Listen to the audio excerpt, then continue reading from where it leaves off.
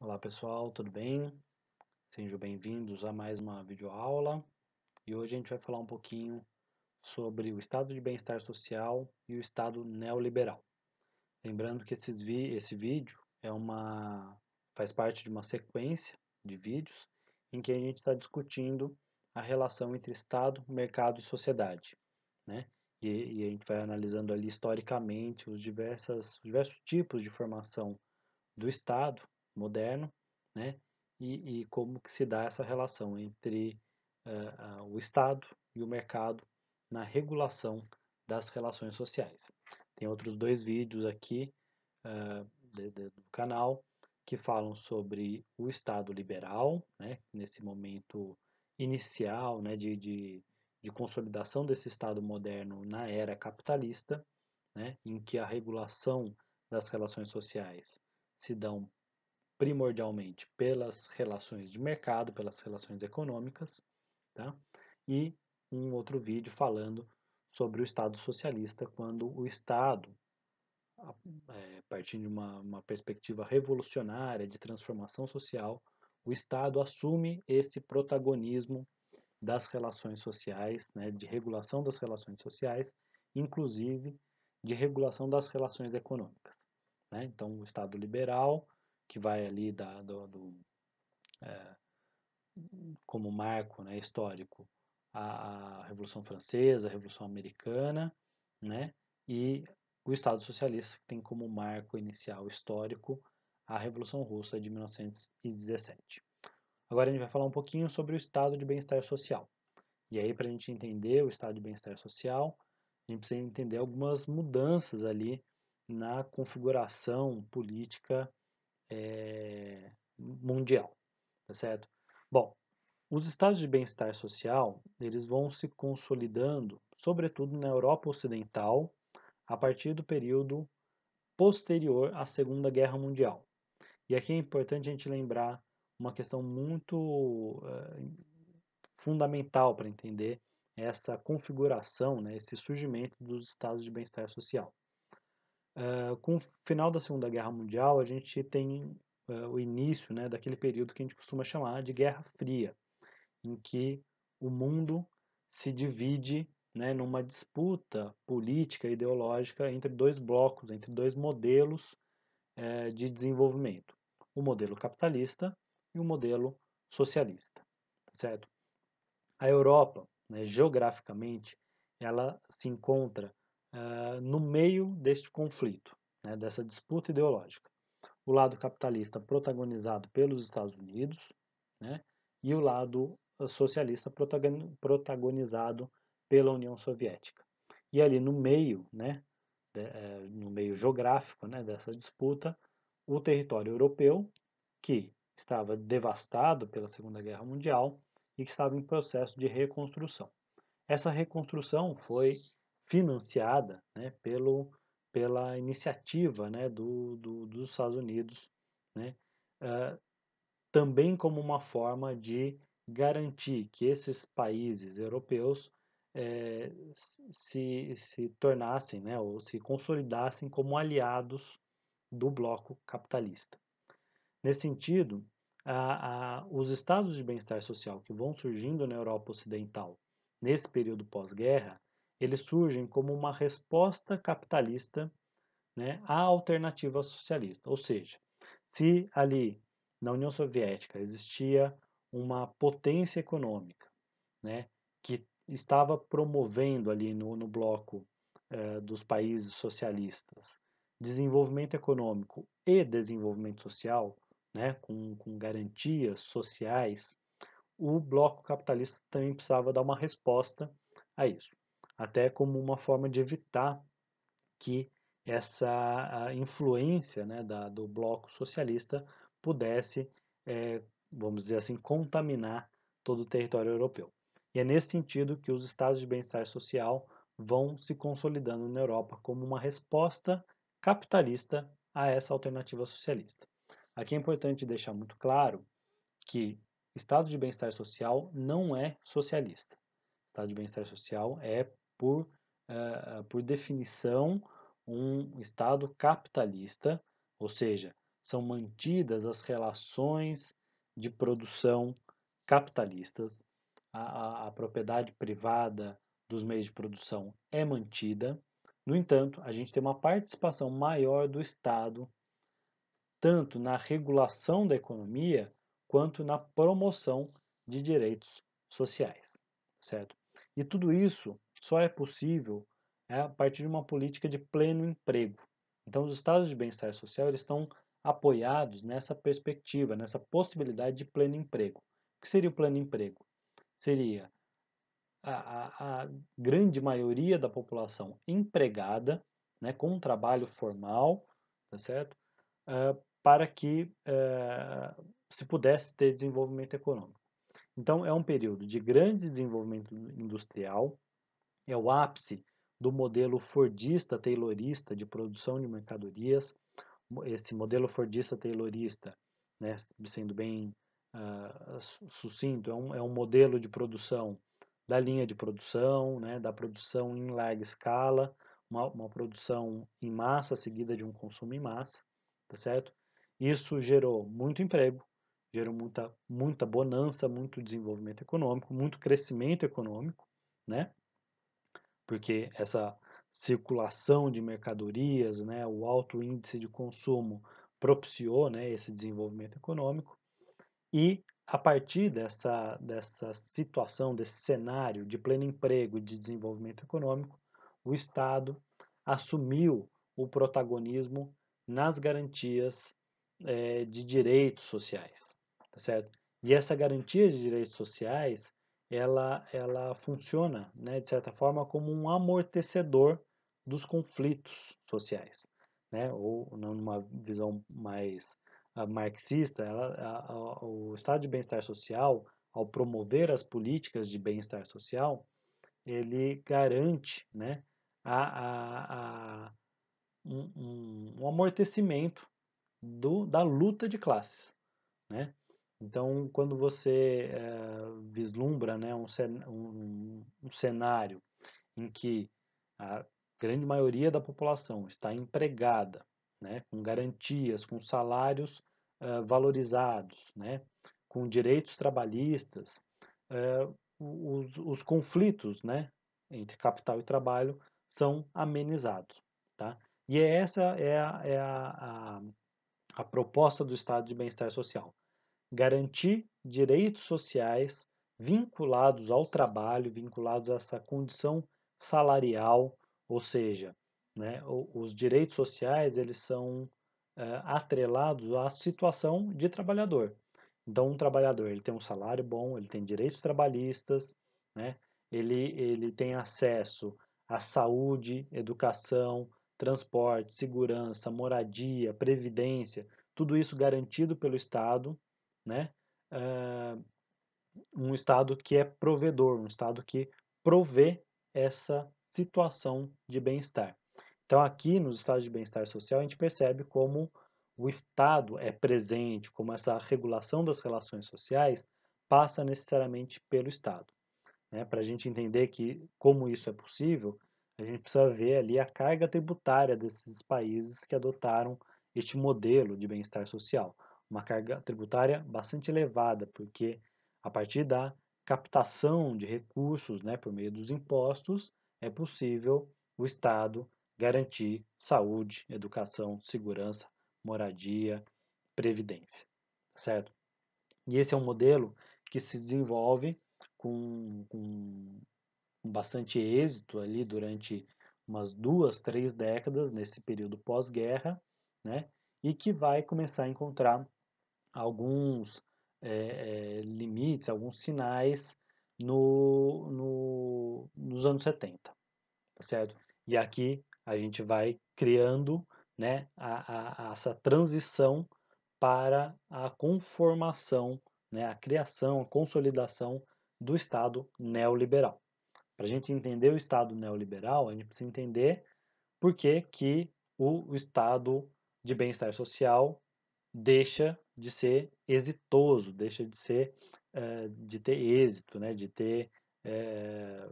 garantir, né, esses direitos sociais. O que leva à crise dos estados de bem-estar social? Basicamente, A crise do estado de bem-estar social é promovida por uma crise do próprio sistema capitalista, uma crise estrutural capitalista. Por que estrutural? Porque não é uma crise que veio ah, de algum acontecimento alheio, algum acontecimento que veio de fora, né, do funcionamento do capitalismo, uma tragédia, uma pandemia, né, que seja, mas essa crise capitalista, né, que começa ali nos anos 70, ela é uma crise estrutural, da própria estrutura, né, ou seja, o modelo de produção fordista, que é um modelo de produção em massa, seguida de consumo em massa, ele vai chegando no seu limite. Afinal de contas, a gente precisa pensar, né, que, imagina, produz 1 milhão de geladeiras por dia. Para que essa produção de 1 milhão de geladeiras por dia tenha saída, a gente precisa de um consumo de 1 milhão de geladeiras por dia. Mas não é todo dia que a gente troca de geladeira. Não é, a gente fica com uma geladeira ali 8, 10 anos, né? Um carro, por mais que a gente troque de carro a cada 2, 3 anos, né? Isso vai chegando no limite. Então, nos anos 70, após aí 20, 30 anos de grande desenvolvimento, né? Eh, de grandes possibilidades de crescimento econômico a partir do modelo fordista, a gente vai chegando no limite desse modelo. Por isso que é uma crise estrutural, uma crise do próprio modelo, né? Ela não foi provocada por nada externo, é o próprio modelo que vai chegando no seu limite, né?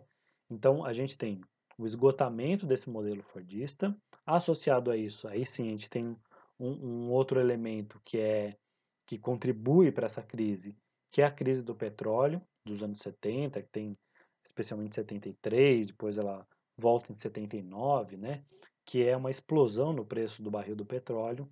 Os países produtores, exportadores de petróleo, elevam o preço do barril de petróleo, encarecendo todo o setor produtivo, ou seja, encarecendo é, é, desde da matéria-prima, né, até a fonte energética da produção industrial. Então, se o modelo de produção industrial já estava no seu limite, né, com o consumo chegando no limite, a crise do petróleo, aumentando o preço dos produtos, vai aprofundar ainda mais essa crise do consumo, né? Essa crise desse modelo de produção e consumo em massa fordista, né? Então, o que a gente vê ali nos anos 70 é uma retração do consumo, né? Com a retração do consumo, é, é, cai também a arrecadação dos estados, né? Porque já que o estado vai arrecadando a partir dos impostos, os impostos estão atrelados à questão do consumo, né?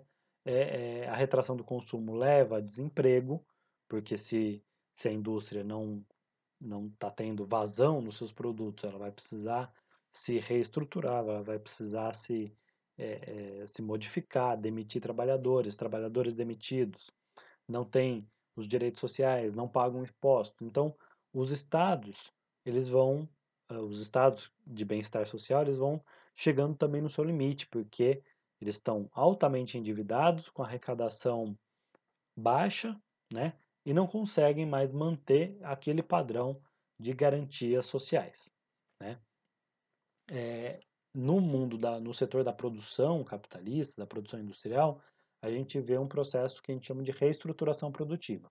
Também tem um outro vídeo aqui no canal que fala um pouco sobre reestruturação produtiva, mas sendo bem resumido, né, reestruturação produtiva foi a forma pela qual a produção capitalista, a produção de mercadorias no capitalismo, se reorganiza, né, para sair dessa crise do modelo fordista. E aí, na reestruturação produtiva, a gente tem a adoção de um novo modelo de produção, que é uma produção flexível. Ficou conhecido como modelo toyotista, porque ele foi idealizado ali na fábrica da Toyota no Japão. Né? É uma produção flexível porque ela é uma produção de acordo com a demanda. Não é que você produz em massa para ser consumido em massa. Você vai produzindo conforme existe uma demanda.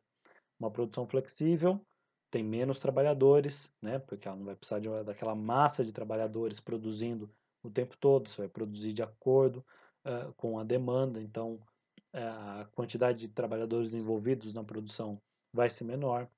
A gente também tem um processo de automação industrial, né? O incremento tecnológico que leva à redução de postos de trabalho, né, no setor produtivo, fazendo que muita gente fique desempregada. Além disso, a gente tem um processo também de descentralização da produção. Então, antes, fábricas enormes que produziam um carro do começo ao fim começam a descentralizar a sua produção. Uma parte do carro é feita num lugar, uma outra parte é feita em outro, e a montadora junta as partes e produz o carro. Mas é, a montadora, ela só monta o carro, porque o carro foi construído em várias partes do mundo, né? A gente tem uma integração de diversas regiões do planeta envolvidas na produção de uma mesma mercadoria, né? Isso faz com que, em alguns lugares que antes você tinha um monte de trabalhador ali na fábrica da Ford, por exemplo, produzindo o carro do começo ao fim, agora essa fábrica da Ford ela é menor, ela é só uma montadora, porque uma parte é feita na China, uma parte é feita na Índia, outra parte é feita no Paquistão e a montadora só vai juntar. Então a gente tem aí mais um elemento que contribui para esse crescimento do desemprego, né, em diversas regiões. Toda essa reestruturação produtiva, né, ela está visando uma redução do custo da produção. A produção precisa ficar mais barata, por mais que ela seja automatizada, informatizada, ela precisa reduzir o seu custo de produção. E aí essa redução se dá na redução do valor da força de trabalho, né? Esse panorama, né, esse cenário de transformação da produção capitalista exige uma transformação no Estado, né, na forma como que o Estado regula as relações sociais. E aqui a gente tem a emergência daquilo que a gente chama de neoliberalismo. Neoliberalismo porque é um novo liberalismo. Vão ser resgatados aqueles valores, aquelas premissas do Estado mínimo, de um Estado que não interfere nas relações econômicas, lá do liberalismo clássico, mas com uma nova roupagem, né? Entre os principais teóricos do neoliberalismo, a gente tem Milton Friedman, Ludwig von Mises e Friedrich von Hayek, né?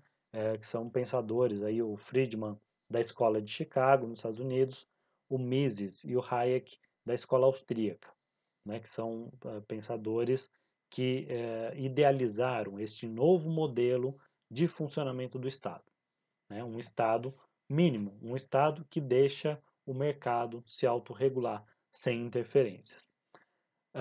O neoliberalismo ele começa a ser, né, a ser experimentado, sobretudo nos Estados Unidos e na Inglaterra, nos anos 80, né, os Estados Unidos comandado pelo presidente Ronald Reagan e a Inglaterra comandado pela primeira-ministra Margaret Thatcher.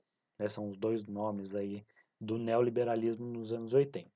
A partir do final dos anos 80, começo dos anos 90, o neoliberalismo ele se expande para o mundo a partir daquilo que a gente chama de Consenso de Washington, né, que foi uma reunião ali dos organismos financeiros internacionais, FMI, Banco Mundial, né, que vão colocar algumas recomendações para os países do mundo todo, né, se adequarem e se integrarem nessa nova ordem política e econômica mundial. Lembrando que em 89 a gente também tem a queda do Muro de Berlim, o fim da União Soviética e o fim daquilo que a gente chama de Guerra Fria. Ou seja, agora o mundo é todo um grande mundo capitalista. E aí para os países, sobretudo os países do chamado terceiro mundo, né, para eles se integrarem nessa economia capitalista, eles precisam se adequar a uma nova forma política do Estado, que é o Estado neoliberal. Um Estado que promove a abertura econômica, né, possibilitando a entrada de capital externo nos países, para facilitar essa abertura econômica, essa entrada de capital externo.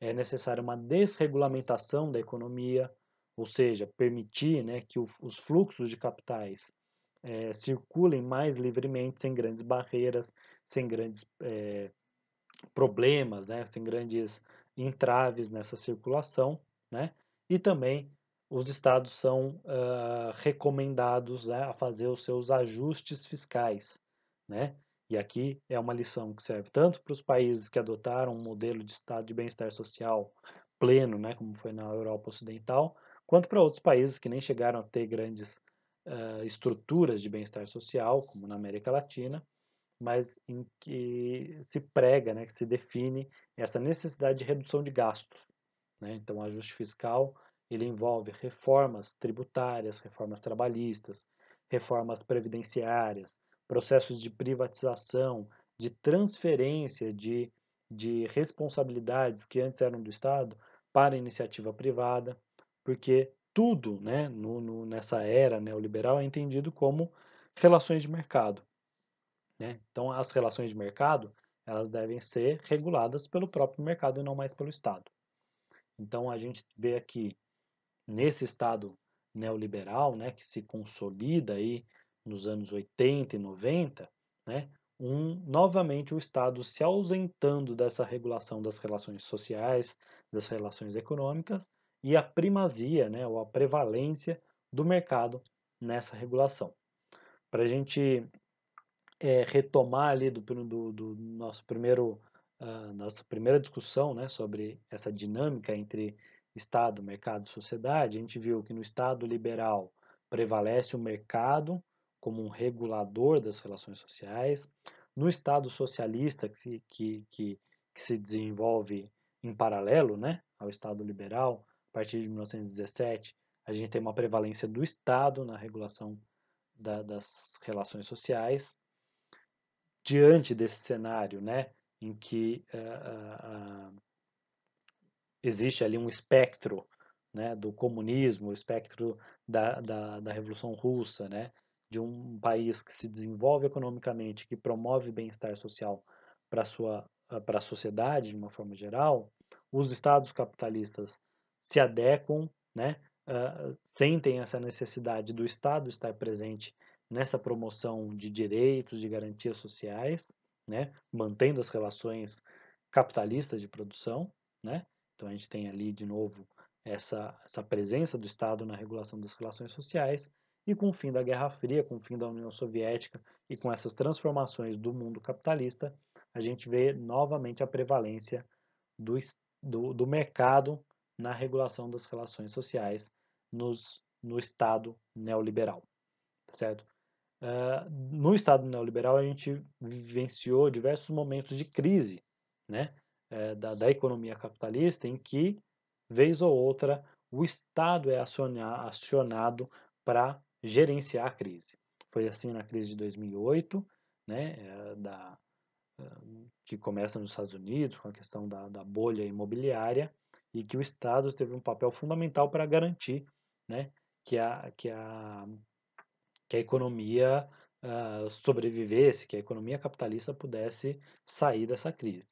Então, a gente percebe como o Estado é acionado pelo próprio mercado quando se apontam momentos de crise, né? E em determinados momentos, o mercado se afasta do Estado, né? E gerencia, busca essa autorregulação, né? Que a gente sabe que não regula muita coisa, mas que garante ali a acumulação de capital, né, concentração de riqueza.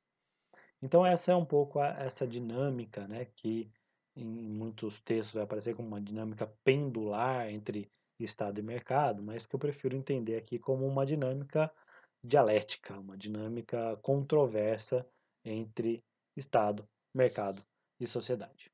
É isso, espero que tenham gostado. Qualquer dúvida me procurem e um grande abraço.